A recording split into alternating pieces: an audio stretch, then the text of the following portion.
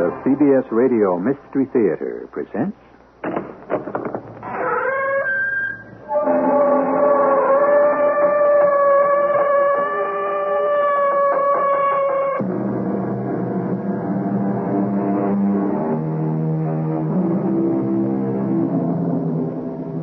Come in. Welcome. I'm E.G. Marshall. We've been promised a lifetime of 80 years and 10. Civilization has created science which can add considerably to that expectation. Civilization has also created an entire witch's brew of sicknesses and psychoses which can dramatically shorten our existence. The whole business has always been a two-edged sword. One side of the blade kills, the other cures.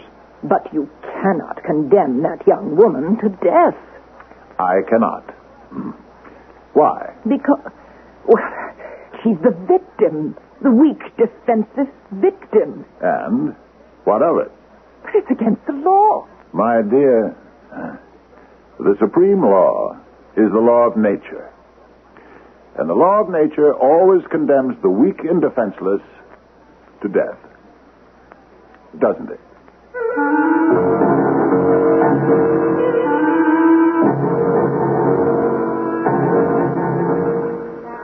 Our mystery drama, The Guy de Maupassant Murders, was written especially for the Mystery Theater by Sam Dan and stars Fred Gwynne and Marion Seldes. It is sponsored in part by Buick Motor Division and X-Lax. I'll be back shortly with Act One.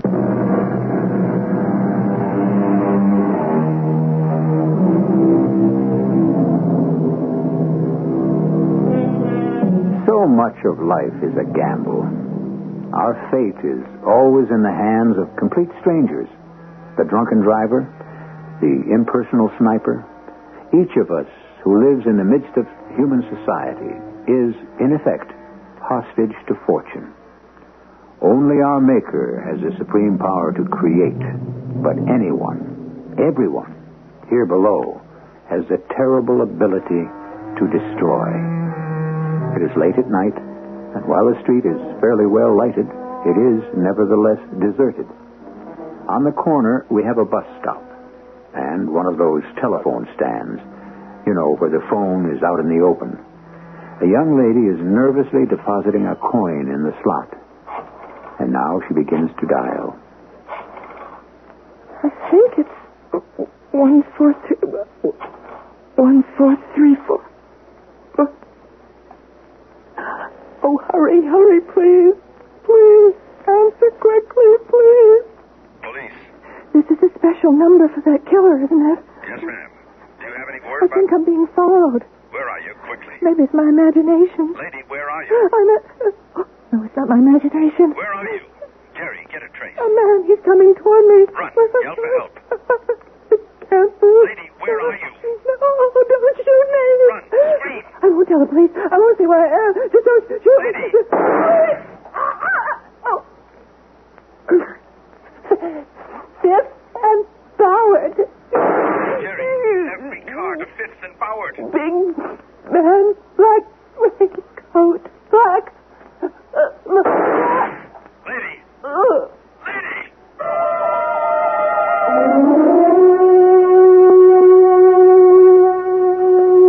Good morning, Mrs. Mullins. Good morning, Your Honor. That's a somewhat scanty-looking breakfast, Miss Mullins. It's nutritionally balanced, Your Honor. You asked me to follow the diet laid down by the doctor. Yeah, well, there should be moderation in all things. If you were capable of moderation, we wouldn't need the diet now, would we? Game, set, and match to Mrs. Mullins as usual. What's new in the paper? The mysterious killer has struck again. Has he? The mysterious killer. The mad killer, the unknown killer. Yeah, he is all those indeed. Well, the killer. According to the paper here, he claimed his fifth victim last night. Has he killed so many people already? Oh, yes, Judge. And all with a bullet from the same .22 caliber weapon.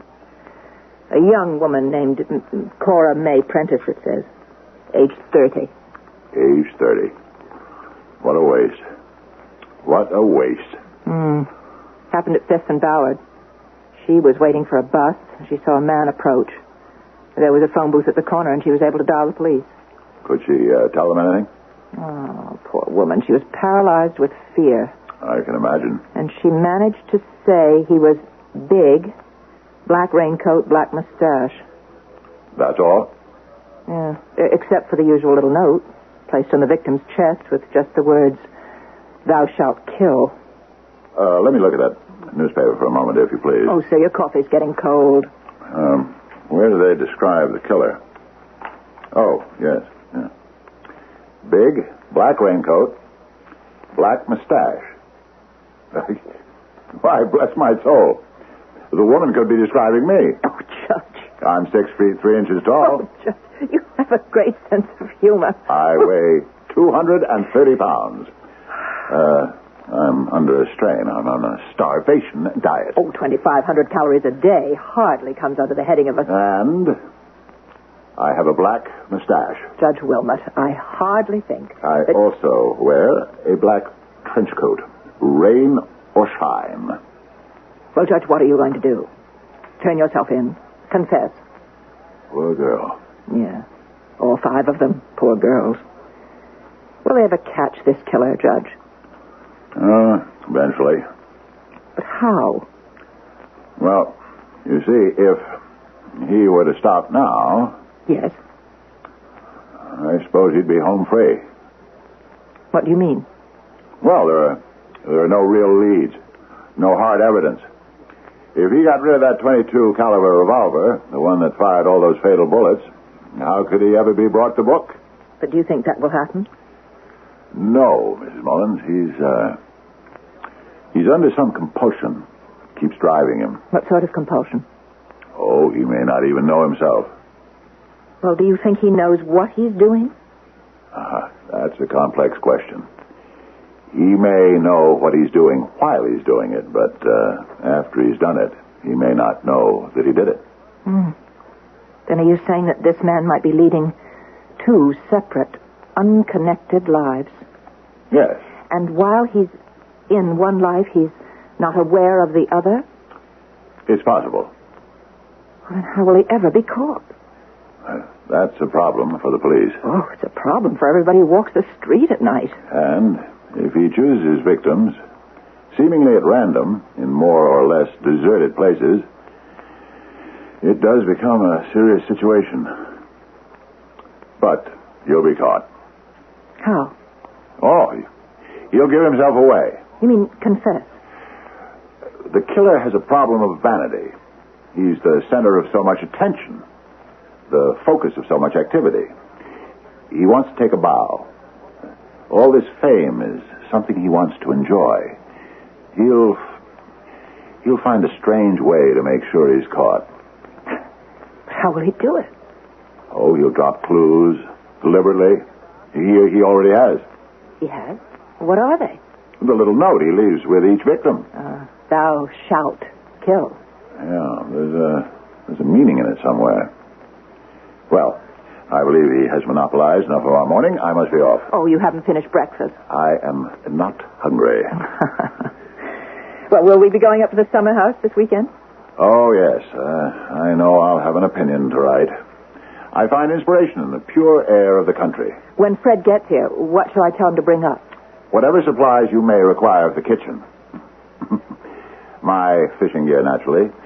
Oh, and have him stop off at Simmons Hardware and get me a box of .22 caliber cartridges.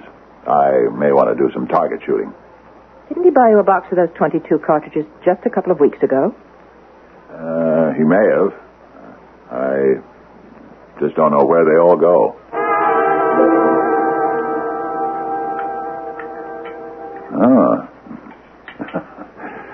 Another of your dietetic masterpieces, Mrs. Mullins. You call it what you like. It's keeping you alive.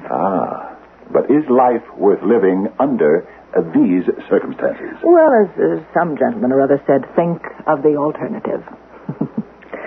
Now, just get up from the table right now and stop thinking about food. Yeah, all I can really do is to think about it. I get so very little of it. Where's Fred? He had to go back to the city. He'll be here in the morning. He'd better be. I want to take the boat out. Now, this would be a good time to sit down and start writing your opinion. Now, you're to quit hectoring me, Mrs. Mullins. Hector? My. I thought that word went out of style 40 years ago. It may have. They haven't replaced it with anything better. Oh, I can tell by the mood you're in that you've decided against the defendant. Poor fellow. No, Mrs. Mullins, you know I never discuss my cases. That's not true, Judge. You do it all the time. How can you say that? In your own way. I think I'll go out for a walk.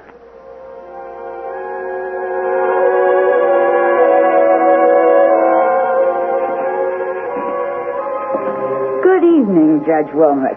Ah, Dorcas, how are you? Just fine, Judge. I never did get a chance to thank you. For what? Now, don't pretend you don't know for what. I'm so grateful. Oh, it was nothing, really. It was everything, Judge. When George died, I didn't know what I was going to do, how I was going to keep the store. But thanks to you, I got the post office. Well, I'm really happy things are working out for you, Dorcas. Yeah. You know, Judge, I gave up the car. It's only a half-mile from the post office to my house. A half-mile walk along this deserted road at night. It doesn't bother me at all. It shouldn't. Not up here. Now, a couple of minutes ago, I saw you coming towards me. I didn't know it was you, but it was the figure of a man. I couldn't make out exactly who it was in the distance, but I wasn't the least little bit scared. In the city, I'd have been frightened out of my wits. That's the difference. Yes, that's the difference. But I often stop to think, what is the difference exactly? Is it that we have more respect for the law out here? The law? Yes, Judge. The law. You seem to be interested in the law, Dorcas. Yes, sir. If my folks had any money, I believe I'd have gone to law school. I always wanted to be a lawyer. The law fascinates me. The law.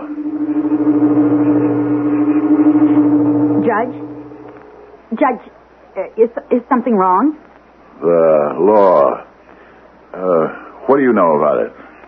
Judge, are you all right? You look a little sick. Do you know what the law commands us to do? Judge, if I don't get going, the kids will start to worry about me. The law of nature. It can be expressed in one word. Kill. Oh. Yeah. I never looked at it that way. You have a right. A right? What kind of a right? The right to know. The right to know what? The right to know why I'd have to kill you. Judge, what are you saying? To kill is the law. The law of nature. Judge, To kill is nature's law. Look, Judge, We obey her. We are the children of nature. Please. Her word is our command. Let go of my arm. You have children.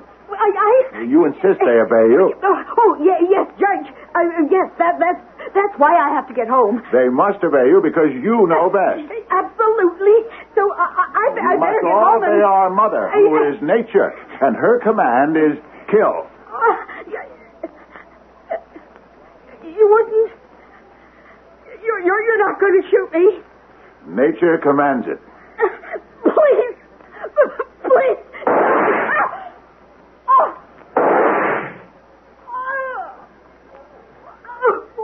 Why?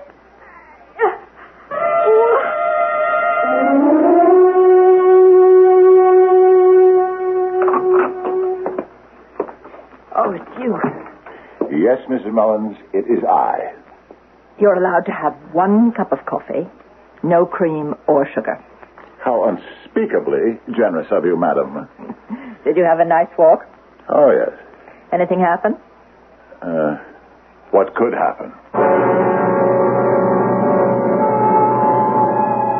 What could happen? If anything, our story proves that we live in a world of infinite possibilities. Are there any more surprises? Can there be surprises in a world that has seen just about every barrier to belief broken and shattered? Well, We've given you the murderer in Act 1, but don't think you aren't in for some surprises when I return with Act 2.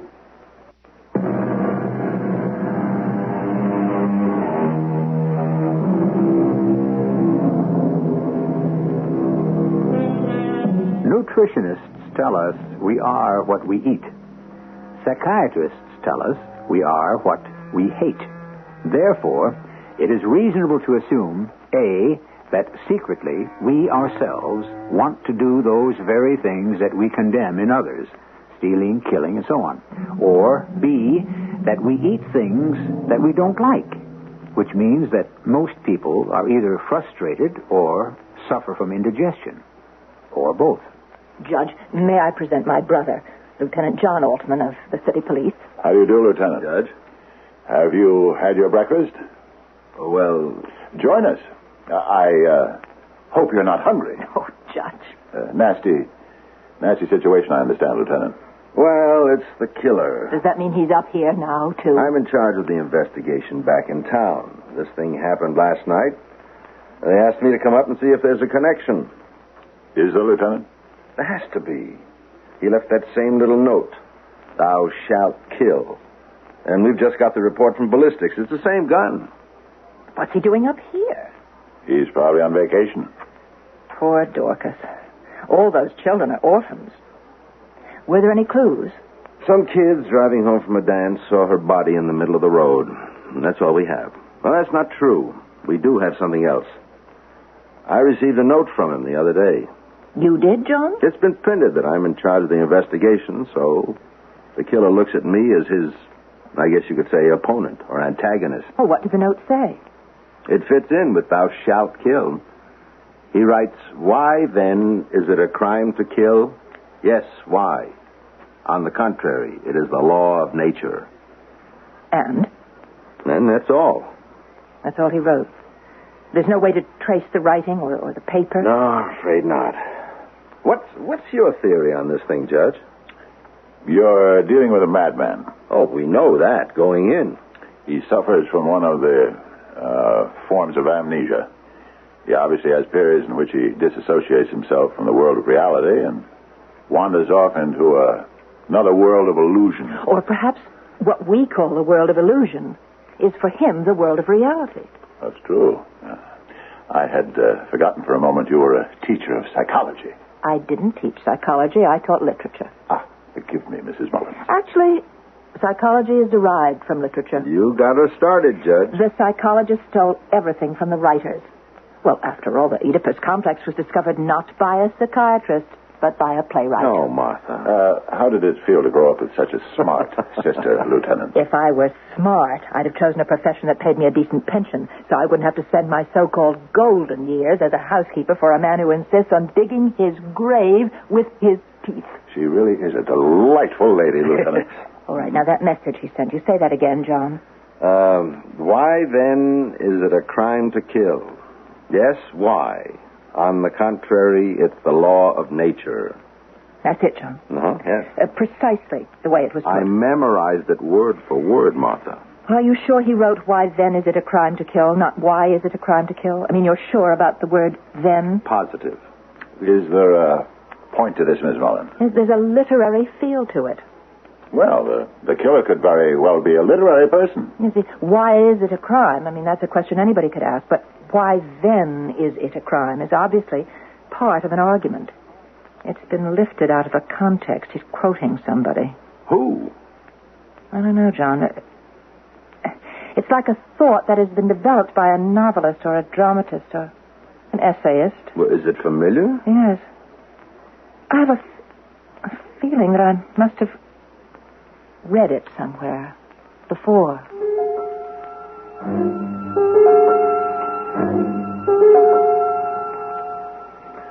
Martha, here's why I asked you down here. Another note came in the mail this morning. Here, read it.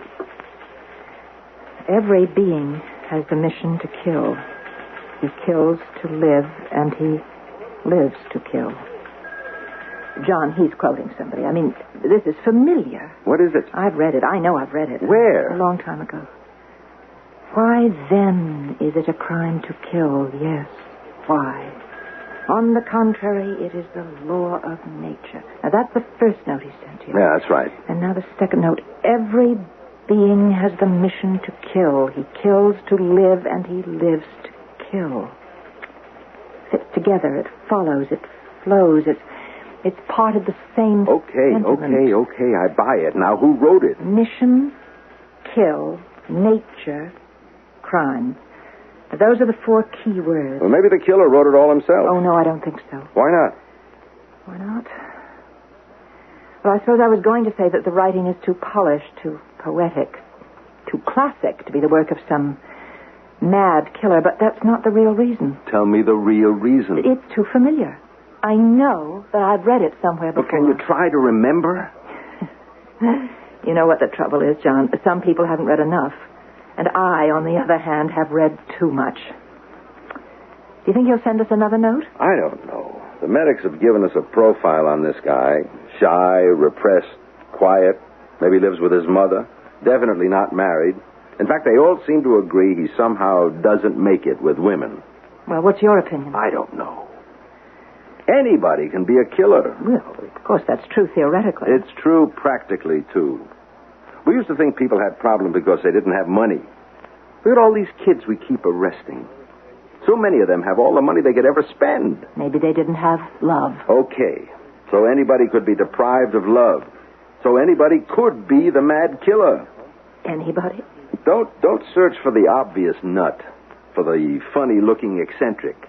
As it says, he may be walking among us. Oh, the identity is hidden somewhere in those notes. The ones that say, thou shalt kill, which he leaves on his victims, and the ones he just sent to you. You know what I'm thinking?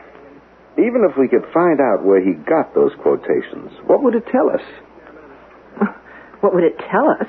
It would just tell us what books he reads. Oh, John, that could tell us everything.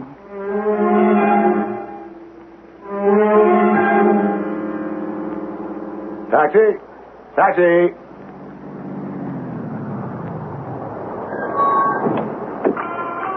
Yes, sir. Take me to 18 Morrissey, please. 1-8 Morrissey, right.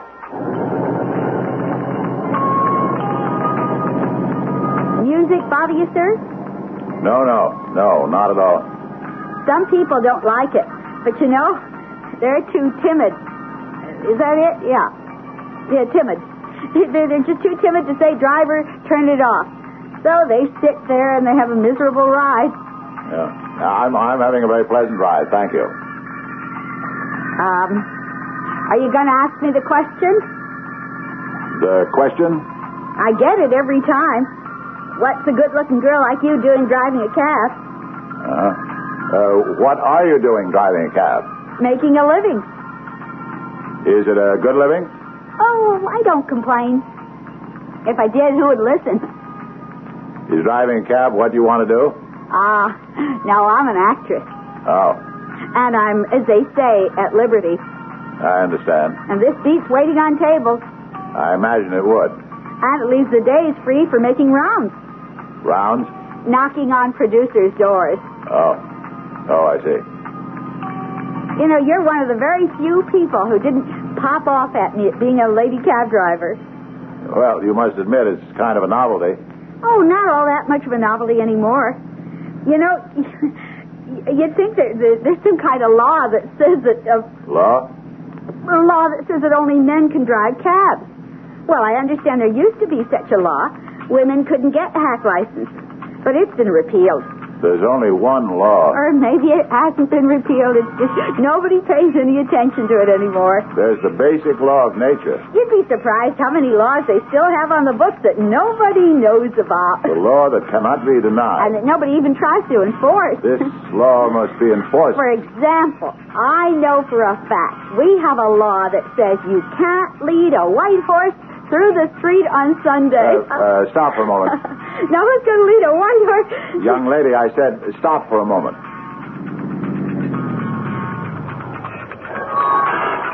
Yes, sir. Is something... No.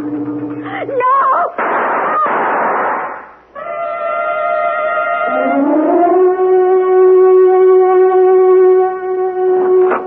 Good evening, Mrs. Mellon. Good evening, sir. Something seems amiss, Mrs. Mullins. You've been out. I suppose you haven't heard the news. News? Oh, obviously you haven't. The killer, the mad killer, the mysterious killer, whomever, whatever, has claimed another victim. When did this happen? I heard it on the news just a few hours ago. His seventh victim, I believe. This thing has gone too far. Something will have to be done. Yes, sir. Who was it this time? The girl's name was Julia Tate. She was an actress. Actress? Yes, but she was moonlighting as a cab driver. No. Now, that is a shame. Girl probably spends the whole day looking for work in the theater. Then at night, she takes on this difficult and hazardous job driving a cab. Yes, they found the usual note, "Thou shalt kill." I'm sure they'll find it was done with the usual .22 caliber gun. I'm sure that somewhere he left something behind that must incriminate him. Yes, sir, but the problem is to find it. And as my brother, Lieutenant Altman, would say, to know what it is when you do find it. I'll answer it, sir. Judge Wilmot's resident. Oh, yes, John, wait a minute. Yes, I'll write it down. It's Lieutenant Altman. He's just received another note from the killer. All right, John, I'm ready. Man kills, yes, without ceasing to nourish himself. But since, in addition, he needs to kill for pleasure, it is not enough to kill beasts. He must kill man, too. Long ago, this need was satisfied by human sacrifice. Now, the necessity of modern society has made murder a crime. Is that all, John? Yes, it flows. It has to be part of the same thought, part of the same piece. Let me try to remember some things, John. Yes, right. Goodbye. Am I to understand the killer has been sending more notes to the police? Yes, he seems to be expressing quite a philosophy of life, or I should say, death. I hope he puts a stop to it before long. People will soon be too terrified to walk the streets. Where have I heard those words before? Where have I read them? I know it's familiar. It's on the tip of my tongue, too. Miss Mullins, I've had a rather strenuous walk this evening. But you're required to. That's doctor's orders. It made me hungry. I was thinking of a little snack. That, sir, is out of the question. Why? Well, you defeat the purpose of exercise if you eat back all the weight you've just walked off. But walking makes me ravenously hungry. That, sir, is your problem.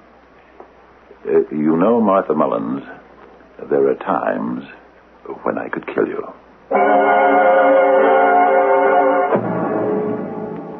Let's drop the curtain right now. We'll never get a better line than that one. Talk about your double entendre. You get it tripled right here. Well, now, what does he mean? Of course, I'll kill you is often used as an epithet, but usually by those who have no intention of doing it. Here, we're dealing with a man who has already killed 7 people. What's another one, more or less? We'll have the grand total ready to add up in Act 3.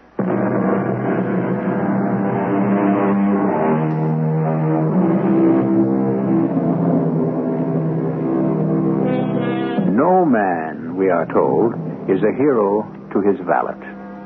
This does not mean, however, that he cannot serve in that capacity to his housekeeper. Judge James Marshall Wilmot is certainly cast in the heroic mold. He is tall, imposing, brilliant, famous. Of course, he has a bit of a problem, but so far, only you and I are aware of it. John, I know I've read those words in the note somewhere before. But where? Think. Well, I said it was written in a classic style. Who wrote it? Well, it has to be a classic author. Although what? Although it could be modern, too.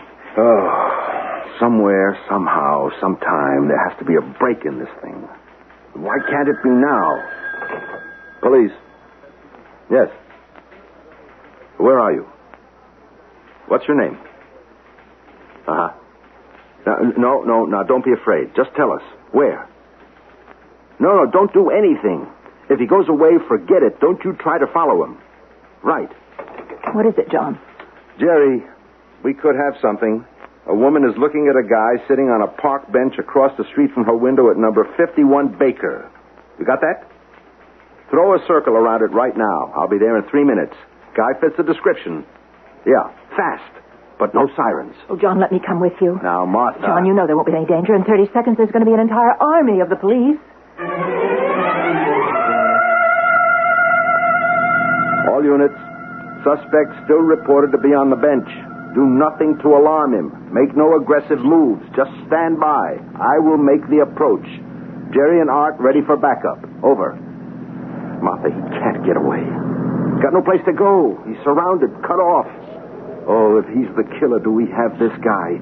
Can we be this lucky? John, I think something has just clicked into place about those notes. They don't matter anymore if we have the killer. I think I'm getting close. Got a hunch we've nailed him. Finally. I better calm down. I'm getting too excited.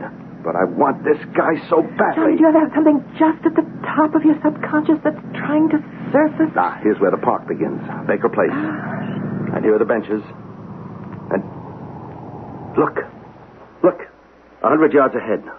Big guy just sitting there. John. Yeah, he's wearing that black raincoat. John, and wait. that black mustache. All units, stand by. Jerry, Art, start walking across the street. Get on either side of him. Slowly. But John, that's... Perkins, Rossi, pull up, park. But, John, it isn't the killer. Now, we'll take him. John, that's Judge Wilmot. Look, can't you see? It's the judge. All units. False alarm. He's not our man. Let's go home.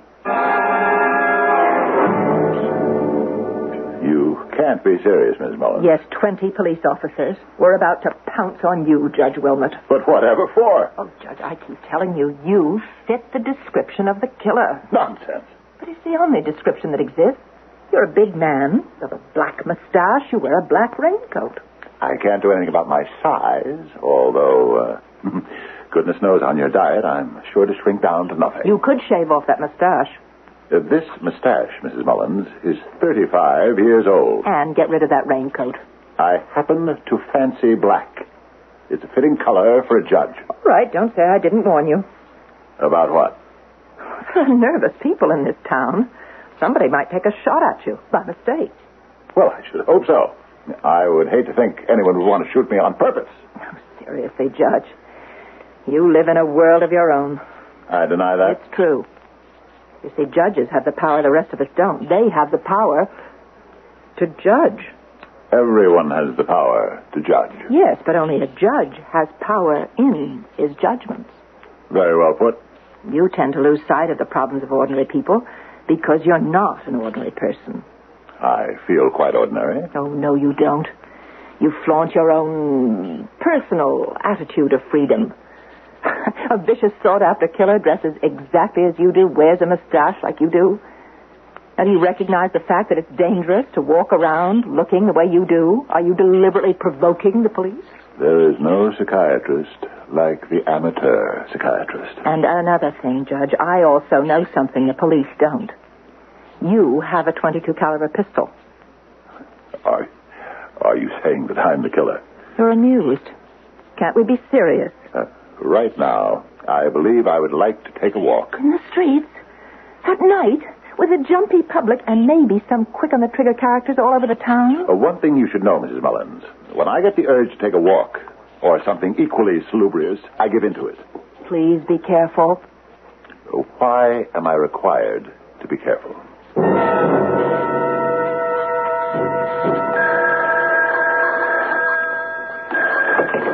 Lieutenant Altman. Yes, Inspector. I know. I've just been through with the media. I know your problem. I know the mayor's problem. I know 8 people are dead. And we're still on square one, ground zero. Why shouldn't I lose my temper? Everyone else has. You want my badge? You can have it. I'll quit.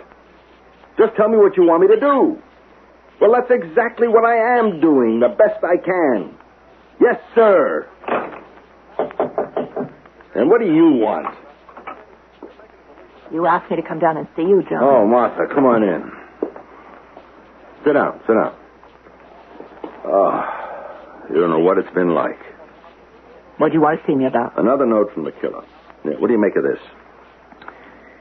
We condemn and punish the assassin, but as we cannot live without yielding to this natural and imperious instinct of death, we relieve ourselves from time to time by wars.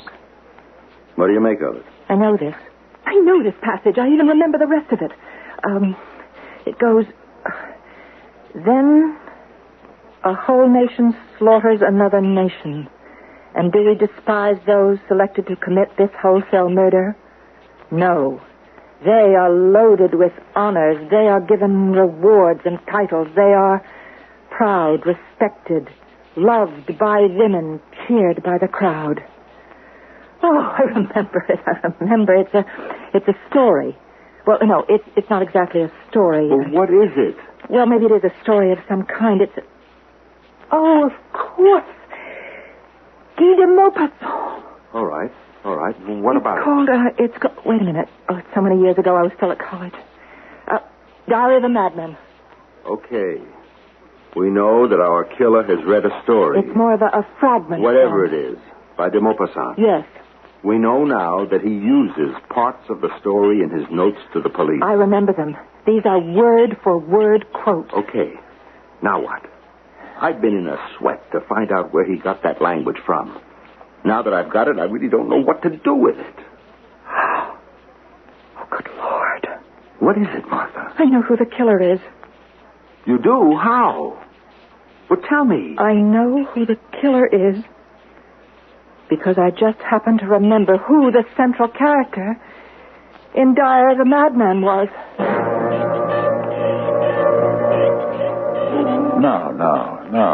No, Mrs. Mullins. What is this? It's dinner, Your Honor. Oh, no. It's a mirage. It's a highly edible mirage, then. You have food on the table this evening. Not merely some tasteless, desiccated form of grass. It may have been a form of grass, but it was neither tasteless nor desiccated. Meat, potatoes, gravy, pie.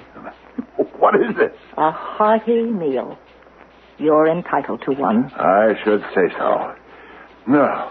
Well, this is a treat. Pardon me while I fall to. But, Judge, in your library you have the works of de Maupassant. And also Balzac and Stendhal and Anatole France. Those are the writers. But, Judge, are you familiar with a de Maupassant story? The Diary of a Madman? I don't think so. Well, what's it about? It's a diary of a madman who happens to be a judge. Oh, the bench is filled with mad judges. This judge is a homicidal maniac. Oh, no, Miss Mullins, that's going a bit far. Yes, he's obsessed with the idea of killing. He sees it as a beautiful, natural act. No, that's a bit far-fetched. And because of his august position, he is, of course, above suspicion. He never read it. It isn't in the least familiar. What divine spices did you put into this meat sauce? The mad killer who's terrorizing our city. Must we talk about him now? Those notes that he's been writing to the police. Mrs. Mullins, not while we're eating. Those notes are taken verbatim from the de Maupassant story. And these potatoes. Oh, superb. I have this book from your library with the story in it. Let's make a note to read it sometime. You have read it, Judge. What? What are you saying, Miss Mullins? Don't you see in the story you've underlined the very words? Yes, and here in the margin, your comments. How true, how perceptive. That's your handwriting. I don't understand. I have no recollection of... Judge Wilmot, you are the mad killer. Mrs. Mullins, this is a monstrous accusation. Your .22 pistol could prove it. Ballistics will show that it's the murder weapon. Where is the pistol? You are actually accusing me of being this loathsome killer? On what evidence? The pistol could prove it. What pistol? All right. You got rid of it. But you're guilty. No. Why? Why did you read that story and become inflamed by it? I don't even remember reading it. You don't remember reading "To kill is the law because nature loves eternal youth"? The law? Oh. Yes. Right. The law. Now I know what you're talking about. The law. There is nothing more beautiful and honorable than killing. Where is the gun, Judge? We must kill in order to live. To satisfy the stomach hunger and the bloodlust. Judge, let go of her. Judge! What? Judge, it's me, Lieutenant Altman. Judge! Mrs. Mullins, I don't know what I'm doing. What was I trying to do to you? This is most embarrassing. You'll have to come along with us, Judge. What? Come along where? Oh, what for? I think all of you owe me an explanation, but I shall not listen to it on an empty stomach. John, why don't we explain things to the judge over dinner? How do you explain to Dr. Jekyll that he's also Mr. Hyde? Well, I don't know how the explanation went. However, I do know that when dinner was over, everybody in the room went down to police headquarters. The mad killer is caught, and the city is tranquil once again, and shall remain so until next time.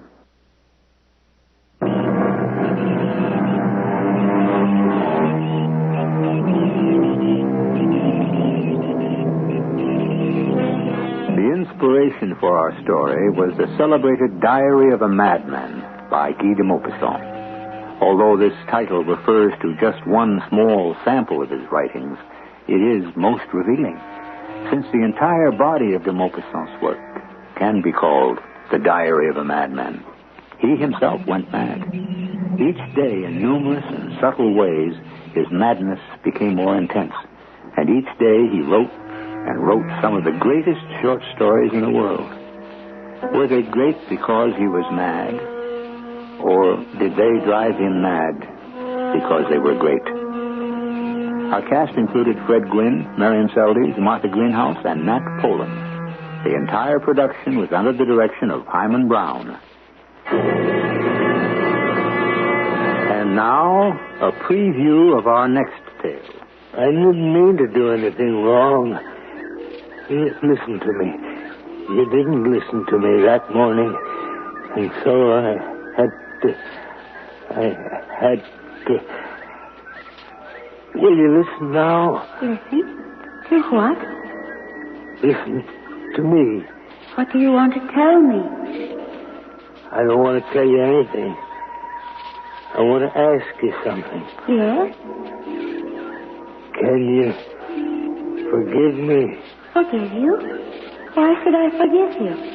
Because I didn't mean to kill you. Does that excuse you?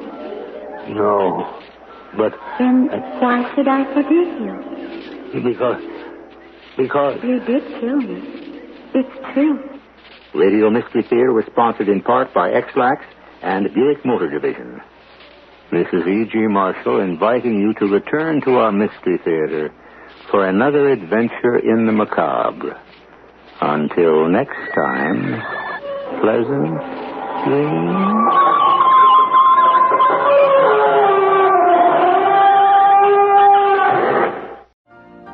You've been listening to the OTR Gold Network. Find more classic radio at otrgold.com.